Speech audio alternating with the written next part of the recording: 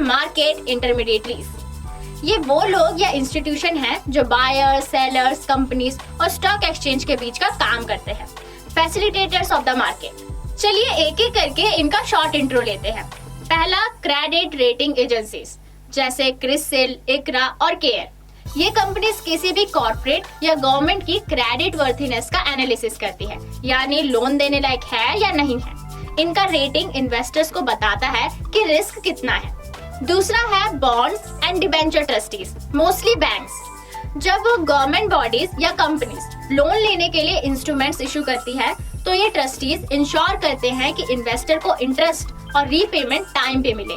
Trustees investors के interest को safe guard करते हैं।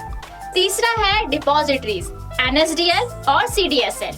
ये आपके शेयर्स को डिजिटल फॉर्म में सेफली स्टोर करते हैं, बिल्कुल एक लॉकर की तरह। आपका डीमेट अकाउंट इन्हीं डिपॉजिटरीज में लिंक्ड होता है।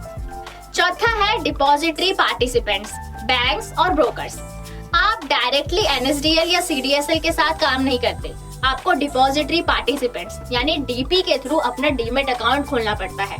बड़े बैंक्स और ब्रोकर्स डीपी के रूप में काम करते हैं। पांचवा है फॉरेन इंस्टीट्यूशनल इन्वेस्टर्स। ये फॉरेन कंपनीज, म्यूचुअल फंड या हेज फंड्स होते हैं जो इंडियन मार्केट में इन्वेस्ट करते हैं। इनके पास ह्यूज कैपिटल होता है और इनका मूवमेंट मार्केट को इम्पैक्ट करता है। छठा है मर्चेंट बैंकर्स जैसे कार्वी, एक्सिस और एडलवाइज। जब कोई कंपनी आईपीओ लाती है तो मर्चेंट बैंकर उस प्रोसेस को हैंडल करते हैं, from paper work to promotion and promotion to share allotment.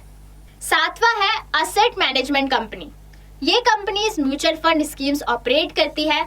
आप म्यूचुअल फंड में इन्वेस्ट करते हो और एएमसी उस पैसे को मार्केट में वाइजली इन्वेस्ट करती है।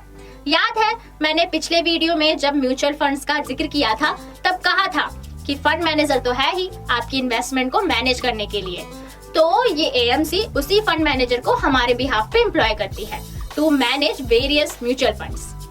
आठवां है पोर्टफोलियो मैनेजमेंट सर्विसेज। ये थोड़ा हाई नेटवर्थ इन्वेस्टर्स के लिए होता है। पीएमएस आपके लिए एक पर्सनलाइज्ड पोर्टफोलियो डिजाइन करता है। यूजुअली 50 लाख रुपए या उससे ज्यादा इन्वेस्टमेंट की रिक्वायरमेंट होती है। और नौवां है stock brokers, Zerodha, ICICI direct, शेर खान जैसे ब्रोकर्स। आप मार्केट में शेयर्स खरीदने बेचने का काम डायरेक्टली एक्सचेंज के थ्रू नहीं कर सकते। आपको एक स्टॉक ब्रोकर की जरूरत होती है। ये आपको ऑनलाइन एक्सेस देते हैं टू बाय और सेल स्टॉक्स।